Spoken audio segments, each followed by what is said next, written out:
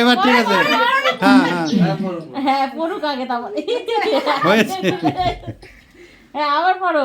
এবার মানে পড়া আর ঢুকাই দুটো ক্রস করো দুটো মধ্যে ঢুকো এবার পড়া